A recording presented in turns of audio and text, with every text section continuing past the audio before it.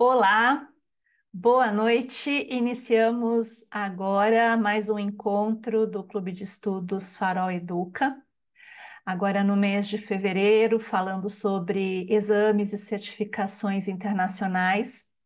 Na última semana, não houve encontro, na última semana foi carnaval, mas antes disso, no início do mês, nós fizemos um encontro em que eu falei de forma bastante geral a respeito da importância e do papel desses exames e dessas certificações. E hoje e na próxima semana nós vamos comentar um pouco mais detalhadamente sobre alguns desses exames. Hoje são exames, são certificações para professores de língua estrangeira, de inglês, e na semana que vem, exames como TOEFL, como IELTS, como Duolingo, né, que são exames relacionados a não exatamente seletivos, mas que classificam, que ranqueiam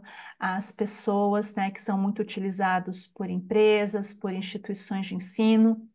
E então a ideia, né, desses encontros é mostrar para cada um, né, trazer um pouco de luz para esse universo, né, o das certificações internacionais, né, para que cada um possa escolher, né, qual é o exame, qual que é a certificação mais adequada às suas necessidades, né, e se é que essas certificações são necessárias de acordo com os sonhos e planos de cada um. Então, o encontro de hoje não é um encontro muito extenso, né? Esses encontros eles estão sendo bem pontuais. E então, como eu disse, né, hoje a gente vai falar sobre certificações internacionais para professores de inglês. Tá? E aqui eu deixei entre parênteses só a título também de informação, a ideia de English as Additional Language, então esse EAL é o English as Additional Language, né, o inglês como língua adicional, que também em muitos círculos é chamado de English as Foreign Language, o inglês como língua estrangeira, tá? A gente não vai entrar na distinção, né, de uma coisa ou outra. Você só me avisem caso não esteja aparecendo, me deem aqui um toque, porque agora eu estou no modo de apresentação e não está aparecendo. Eu não consigo visualizar se tem alguém querendo entrar ou se tem alguma pergunta, tá bom? Então, aqui o que a gente tem, né? O que é necessário, né, antes de falarmos, né, desses exames internacionais, eu acho que é importante pensar, não é, o que é necessário para ser um professor de inglês ou uma professora de inglês, né? E aí a gente acho que automaticamente muita gente pensa o professor tem que ser fluente, né? Tá. E exatamente o que a gente quer dizer com essa história de fluência, né? O que o professor que nível de fluência ele precisa ter? Será que ele sendo fluente, native-like, é o suficiente para que esse professor, de fato, ele execute, ele realize o que ele precisa realizar? Né? Então, eu acho que é algo que a gente precisa pensar sobre, né?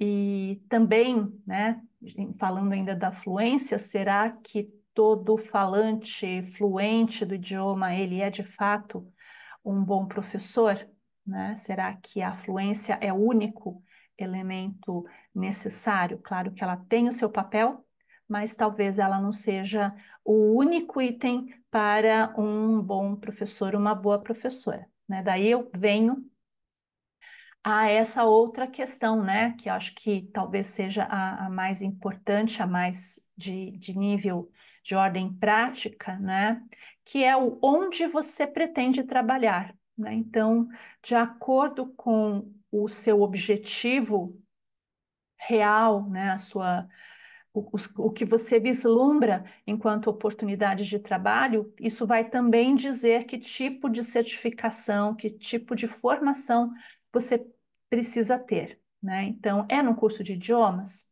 né? Porque cursos de idiomas, muitos deles, não exigem uma formação superior, né? Como acontece na educação básica, como acontece no ensino superior também, né? Assim como um professor particular. Então, tanto no curso de idiomas quanto o professor que trabalha como private teacher, eles não necessariamente têm que ter uma educação, um curso superior, uma licenciatura.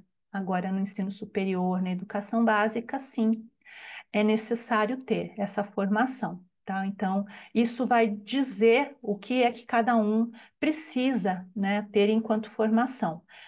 Só antes de seguir adiante, a gente fala de cursos de idiomas e professores particulares, né, como não sendo necessário essa formação superior.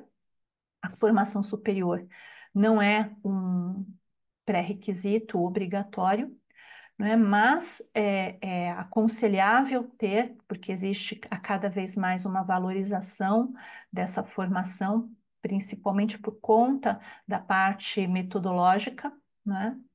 E também isso não quer dizer que a gente não precise é, continuar em processo de formação, de desenvolvimento, né? E talvez aí entra também a questão das certificações. Deixa eu só fazer um negocinho aqui, só para eu verificar.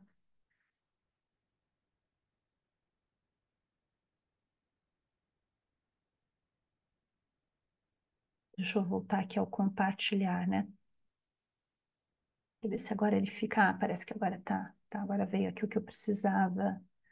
Sim.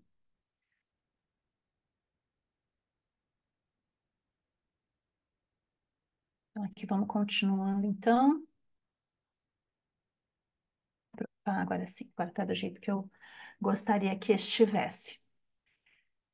Então, pensando, né, nessa questão de formação, né, eu só queria fazer uma distinção aqui, né, são caminhos, né, que vão aparecendo para nós, né, então, vamos supor, você termina o seu curso de idiomas e aí você quer, né, se tornar professor ou num curso de idiomas ou um professor numa instituição de educação básica, ou numa instituição privada, ou no curso superior, ou você quer trabalhar por conta, né? O que você tem, quais são as opções, o que você tem que fazer, né? A primeira é a licenciatura em letras, né? Que é uma formação específica para quem quer dar aulas ou em língua portuguesa ou em língua inglesa e, em alguns casos, em outros idiomas também, né? Existem algumas instituições que têm uma habilitação mais ampla, né? Não só no inglês, algumas têm em espanhol, né? Em algumas outras instituições existem outros idiomas também. Enfim, mas quais são as características? Primeiro que atualmente, né, pela nova legislação, as licenciaturas agora têm 4 anos, então é um curso extenso, um curso de 4 anos, com disciplinas diversas, além da área de língua inglesa, então muitas vezes a pessoa gosta de inglês, mas na licenciatura ele vai ter que ver outras disciplinas que não necessariamente são da área do inglês, né? Elas vão ter que trabalhar com disciplinas da área pedagógica, da área de língua portuguesa, né? Depois as metodologias, estágio, tudo isso, né? E o grande diferencial, né? E aí tá, muitas vezes eu falava para os meus alunos, né? Perguntava para eles assim, vocês acham, né? Que o curso de letras, o inglês dentro do curso de letras, ele é igual ao inglês num curso de idiomas? Né? Alguns diziam que sim, que tinham inclusive tem essa coisa, né? Ainda existe essa ideia de que o curso de letras, por exemplo, ele é para quem não aprendeu a ler direito, tem dificuldades em português, dificuldades em inglês. Não significa que você não vai aprender português e não vai aprender inglês, mas esse não é o foco, né? O curso, uma licenciatura forma professores, né? Então, já se pressupõe, né, pelo menos na teoria, que as pessoas tivessem um embasamento da parte linguística maior para poder receber um aporte teórico, metodológico, didático, pedagógico muito maior. Na prática, a gente não sabe, a gente sabe que não é assim que acontece, mas o que distingue as licenciaturas é principalmente essa visão de formar muito mais do que um usuário da língua, né? Formar professores, pessoas que vão trabalhar ensinando, auxiliando outros a aprenderem, né? Então, quando a gente fala de uma licenciatura, a gente tem que levar isso em consideração. E voltando àquela questão do onde eu vou trabalhar, se você tem o vislumbre de trabalhar na educação básica, entrar numa escola, num Fundamental 2, num ensino médio, para um curso profissionalizante, e hoje em dia, né, pensando no universo bilíngue, né, existem muitas instituições, principalmente privadas, algumas instituições públicas também têm esse direcionamento de ter o professor especialista de língua estrangeira trabalhando no Fundamental 1 e até na educação infantil, né? E aí tem que ser especialista, e esse professor especialista não é o professor de curso de idiomas, é o professor licenciado em letras, tá? Então, a gente precisa saber o que nós queremos e quais são as exigências que são trazidas para nós de acordo com o que a gente quer nesse universo, né? Então, por exemplo, num concurso público, o edital vai dizer isso, quais são a, os requisitos mínimos exigidos do candidato. Você tem que ler com atenção.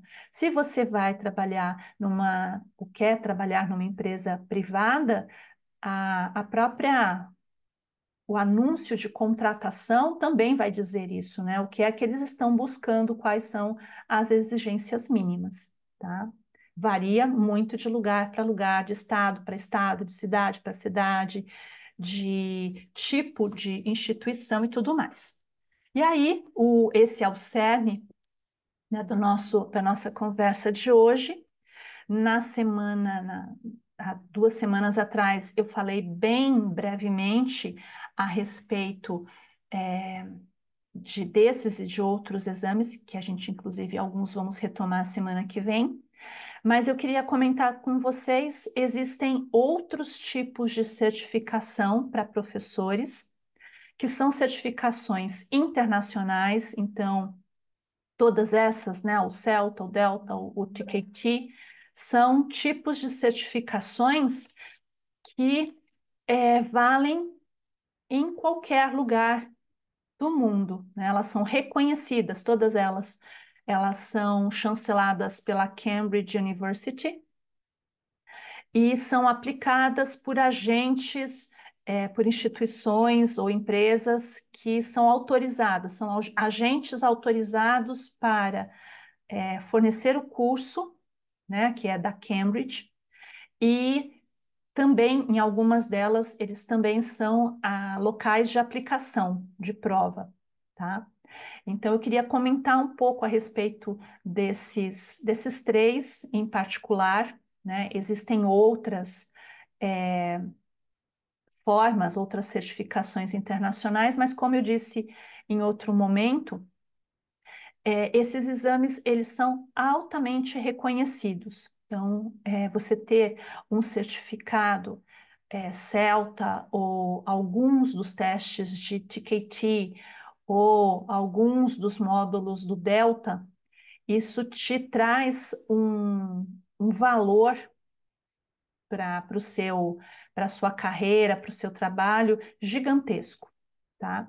Agora, esses exames, por mais que eles sejam reconhecidos internacionalmente, eles não podem ser utilizados no lugar de uma licenciatura. Então, se você vai fazer, voltando, né, um pouquinho, se você pretende trabalhar em uma instituição pública ou privada na educação básica, não basta ter qualquer desses exames.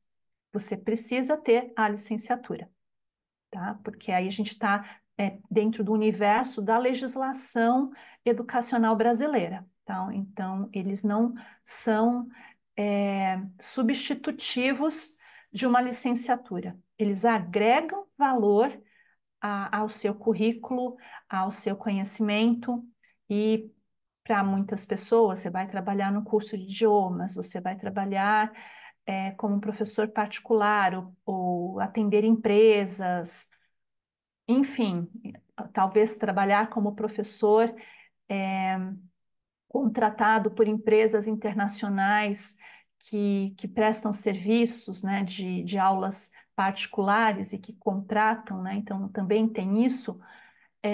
Você valoriza demais o seu passe, tá? Então, vamos comentar um pouquinho a respeito desses três tipos de certificações e exames, né? Então, o primeiro aqui que eu coloquei na ordem inversa do título é o TKT. O TKT significa Test for Knowledge of Teaching, in Teaching, né? Então, são testes, na verdade, não é um só o TKT, é um conjunto de testes, de provas que o candidato pode fazer e que aferem competência docente em língua inglesa, tá? Então, são módulos, são vários tipos de testes diferentes.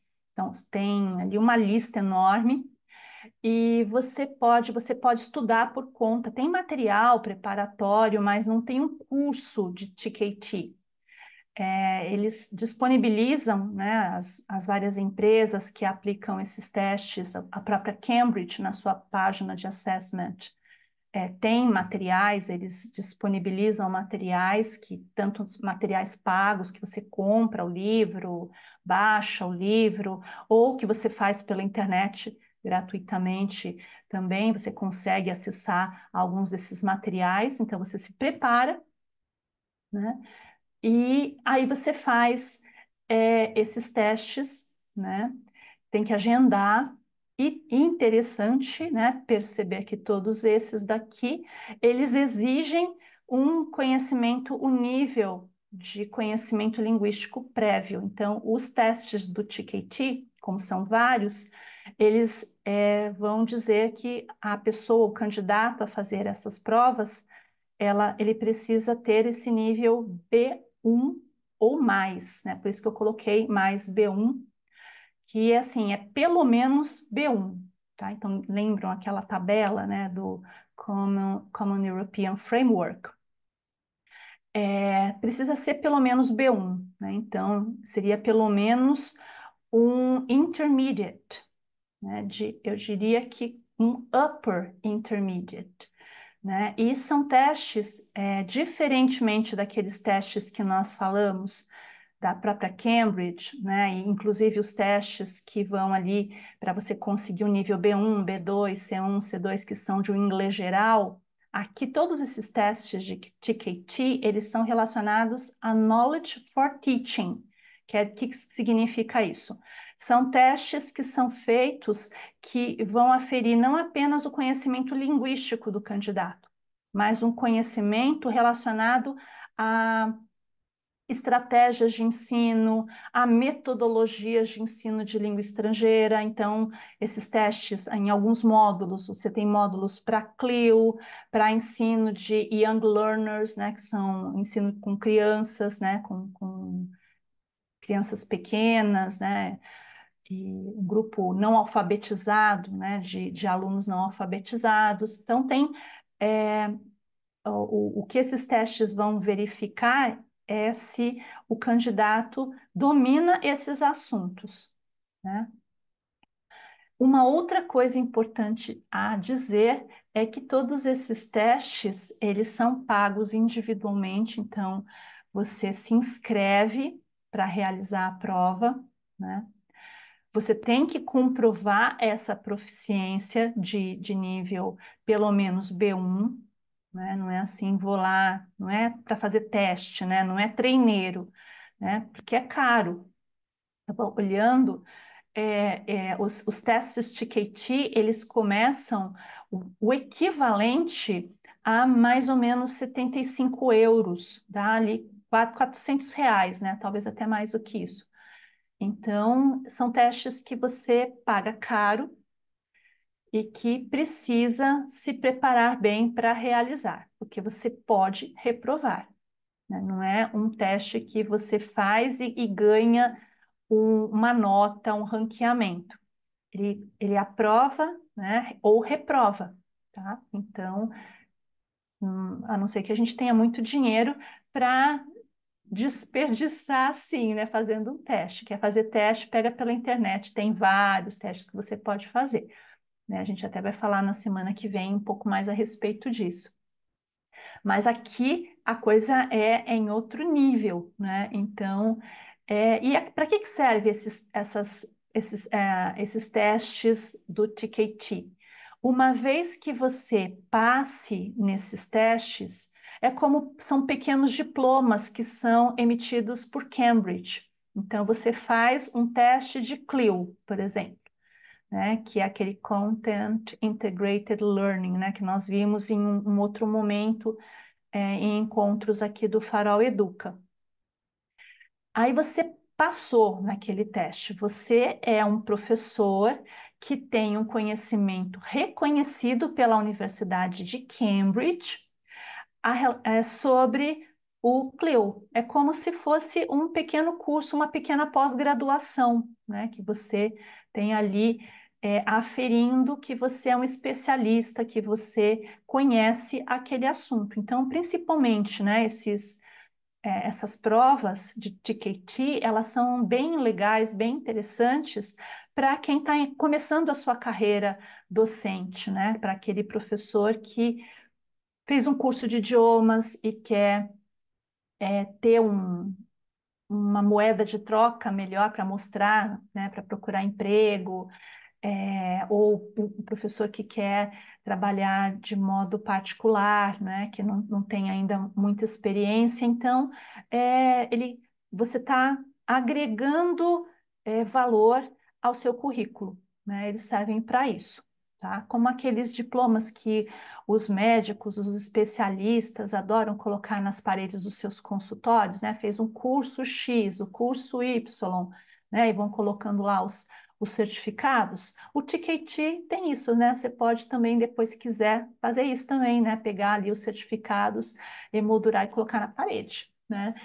Mas estou brincando, mas eles são muito úteis nesses contextos, certo? E aí tenho os dois outros, que aí são cursos, né? Não são apenas provas, né, e muito mais direcionados para um olhar teórico prático, né, e talvez até mais prático do que teórico sobre o ensino de língua estrangeira, né, ou língua adicional, que são o CELTA e o DELTA. Tá? O CELTA é um curso de 120 horas, ele tem uma parte teórica, ele tem uma parte prática, e tanto o Celta quanto o Delta podem ser realizados em várias modalidades, né? O online, o presencial, o híbrido. Eu estava vendo que o Delta também tem alguns módulos que são em EAD, né? Que são não síncronos, né? Com material gravado. Né? Mas falando sobre o Celta e qual a diferença entre um e outro? O Celta, ele, digamos assim, é uma versão menor, né, dos cursos Delta. Né? O Celta é para professores, eles falam, né, que seria para professores iniciantes, para professores que ainda não tenham uma certificação do seu conhecimento, né? Às vezes até professores que já trabalham, que já dão aula em cursos de idiomas, né? Porque muitos cursos de idiomas, é importante falar isso, alguns cursos formam seus próprios professores, né? Meu primeiro emprego foi assim, né? Eu estudei numa escola de idiomas que quando você terminava o curso, caso você quisesse, existia a possibilidade de você fazer uma formação e ser docente, trabalhar naquele curso de idiomas, né? Você tinha uma formação para se adequar à metodologia, né? Então você era, entre aspas, treinado e passando nesse curso, você podia ser professor na rede de escolas, né? Então, muitos ainda realizam as suas contratações ali no próprio, como que fala? No esporte, né? No time de base, né? Então, as contratações acontecem a partir dos próprios alunos recém-formados ou formados em algum outro momento, né? Não significa que gente de fora também não possa ser contratado, mas muitas instituições, por uma questão de metodologia, de alinhamento, né, a forma de trabalho, preferem fazer dessa forma. E voltando aqui, né, no caso dessas duas formações, o Celta e o Delta, é, no caso do Celta, a gente está falando de um curso que é desenhado para, teoricamente, alguém, uma pessoa que não tenha um conhecimento de como ensinar. A pessoa tem um conhecimento de língua, mas não tem um conhecimento de como transmitir, né, como ensinar a língua adicional, a língua estrangeira, para diversos públicos, né? Então, inclusive é interessante porque dessas 120 horas, se eu não estou enganada, né, que eu estava lendo bastante agora para ver como é que está atualmente, né, essas propostas, dessas 120 são 40 horas que são dedicadas a essa parte teórico-prática, as outras 80 horas é para estudos, estudos, produção de aulas, é, elaboração das atividades que precisam ser realizadas, né? E dessas 40 horas que sobram, uma parte é para teorias, né? Para metodologias, né? E como lidar, como trabalhar com os diversos públicos. E as outras horas são aulas práticas, em que o aluno, né, o professor-aluno, ele precisa de fato, ele vai ser avaliado em situações práticas, ele vai dar aula para turmas diversificadas, de níveis diferentes, de adultos, tá? Nenhum desses daqui é especificamente para crianças, são para adultos, né? E aí é interessante, né? Eu estava até olhando ontem isso daqui, que, por exemplo, se você opta por fazer um curso Celta online, né, com aulas ao vivo, é lógico que você vai dar aula online também ao vivo para grupos específicos, vai ter ali um professor que vai ser o seu avaliador para, na verdade não é nenhum avaliador, né? É um tutor, um professor tutor que vai anotar o que você fez de bacana, o que você pode melhorar. Depois isso, os próprios colegas de turma também têm acesso a essas aulas ou assistem, né? Se for presencial, assistem também e isso é compartilhado, né? Então é algo muito prático, né? E é interessante perceber que cada modalidade ela vai dar ênfase a um tipo de forma de trabalho, né, de metodologia de trabalho, porque a gente sabe que há diferenças entre uma aula online, uma aula presencial, uma aula híbrida, né? Então, esse curso ele vai prover essas experiências teóricas, mas também muito mais de prática de ensino, né? O que, vamos pensar, vamos voltar, um curso de licenciatura realiza. Estão percebendo a diferença, né? Então, onde as coisas se encontram, né?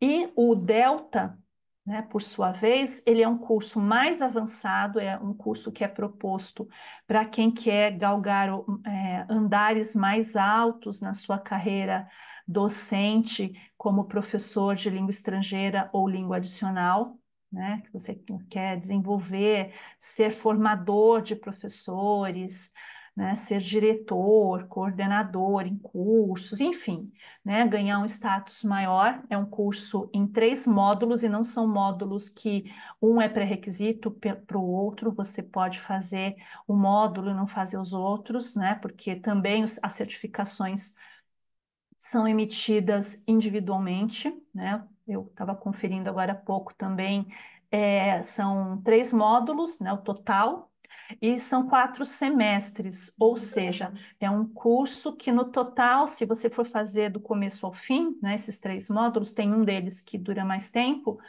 são 2 anos, né? É o tempo de um pós-graduação, né, de um lato sensu, às vezes até de um mestrado, né? Mas não tem, vamos pensar nisso, não é fazer um mestrado, ele não substitui um lato sensu, eu só estou falando, fazendo a comparação em termos de tempo, tá? E também tem oferecido em várias modalidades, ele segue, né, o Delta, uma proposta muito parecida com a do Celta, só que alguns desses módulos, eles não são tão práticos, eles são mais teóricos, né? Então, cada módulo versa sobre algumas questões, e aí ele também vai ter avaliações de acordo com os temas, né? Então, podem ser produções de dissertações, textos, né, planos de aula, enfim, tem várias coisas que podem acontecer. Importantíssimo dizer que para você fazer o Celta ou fazer o Delta, você precisa ter, no mínimo, um nível C1, quer dizer, já é advanced naquela mesma tabela do Common European Framework. Então, já se parte de um nível bem mais alto de proficiência linguística. E nos 2 casos, você não basta querer fazer o curso, você passa por uma pré-seleção, por entrevista, por exames prévios, para verificar se de fato você se qualifica para realizar esses cursos. Quer dizer, é quase como se fosse um vestibular, né? Você tem que fazer ali uma entrevista, fazer prova, né? Tanto de conhecimento linguístico, é lógico, não necessariamente de conhecimento metodológico, mas de conhecimentos sólidos sobre as estruturas, sobre o vocabulário da língua inglesa, e aí sim, você passando, né, nessa peneira, é que você pode fazer esses cursos e ter novamente, né, acesso no final ao certificado ou aos certificados, tá? Eles também, né, assim como os testes TKT, eles podem reprovar, né? Então, o fato de você ser C1 ou mais, o fato de você fazer o curso de qualquer um desses 2 tipos de certificados, não automaticamente te garante que você vai ter os certificados, porque você pode reprovar, tá? Então, acho que é importante, né? E são investimentos, como acho que todo mundo aqui já percebeu, investimentos altíssimos, né? O preço de um módulo do Celta, né? Acho que estava olhando, dá uns R$ 5.000, mais ou menos assim, né? O total do curso. Né? Você fala assim, mas eu não vou ter que pagar de uma vez? Não, dá para parcelar, né? Que nós estamos no Brasil, né, gente? Então a gente parcela tudo. Dá para parcelar. Só que é o valor, vamos pensar, o valor, eu estava até olhando, é o valor de um curso de pós-graduação, né? Você vai pagar o quê?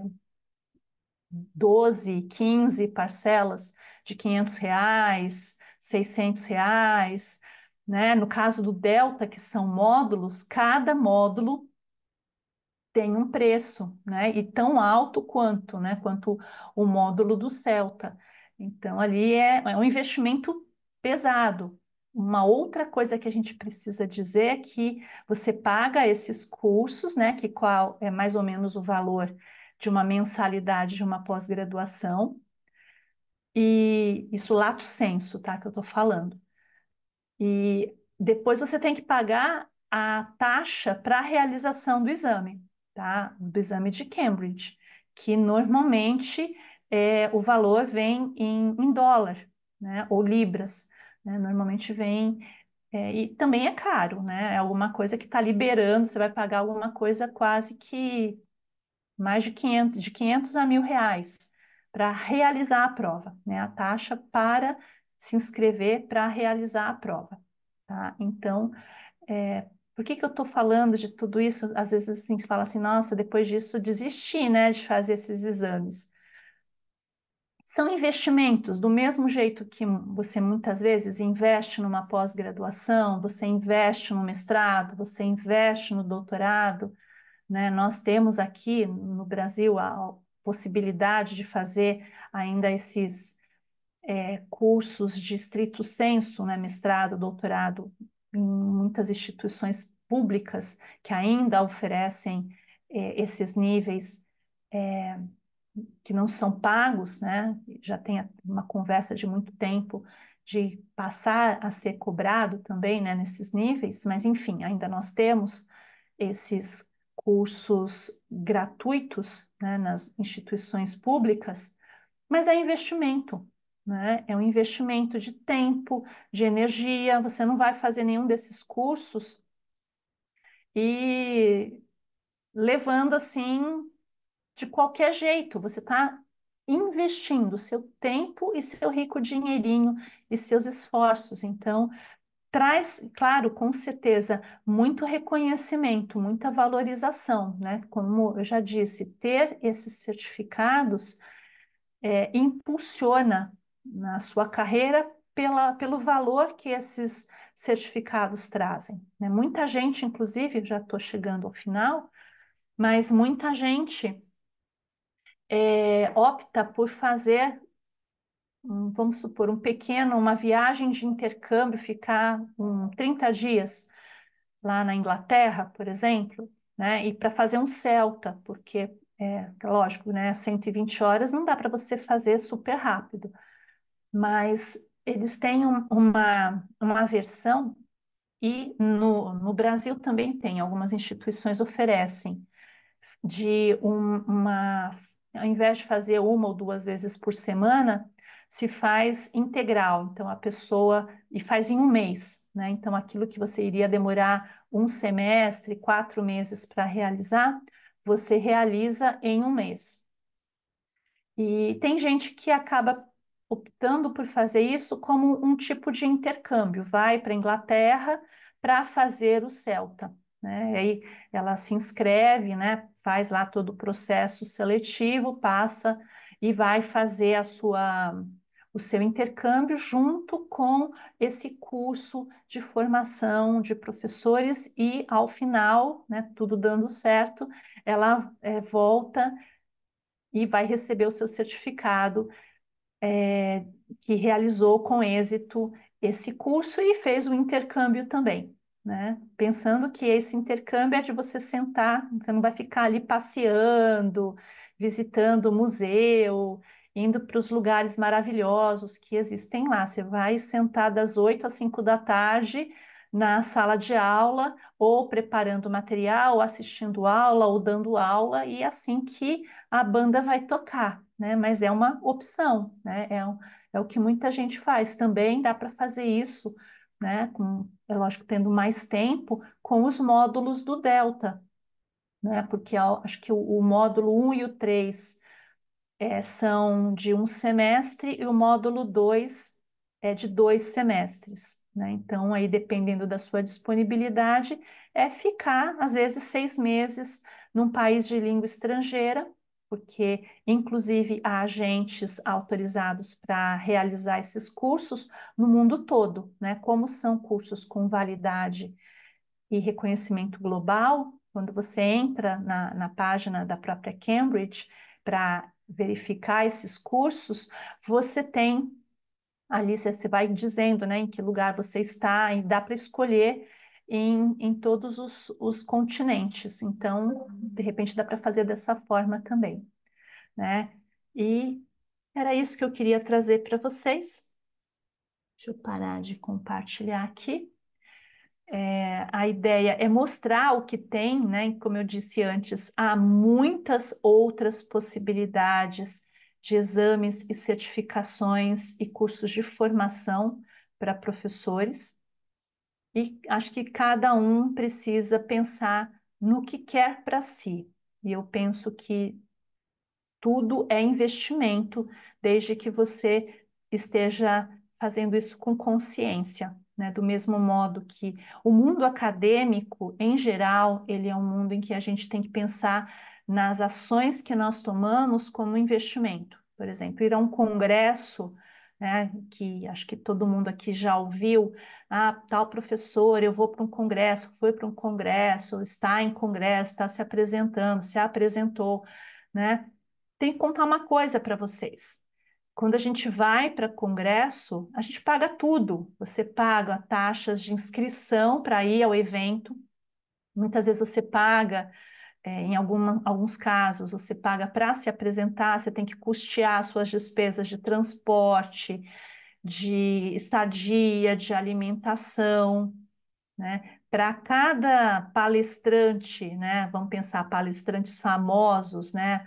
O Leandro Carnal, ele não, provavelmente ele é convidado, ele recebe, né? São palestrantes profissionais, então essas pessoas recebem quando vão se apresentar em algum lugar. Vamos falar de quem está em outro. Nós não estamos nesse nível, né? Nós estamos nesse Olimpo, nós estamos no nível da normalidade dos pesquisadores, estudiosos, pessoas aí do mundo comum, né, da terra mesmo, então a gente paga.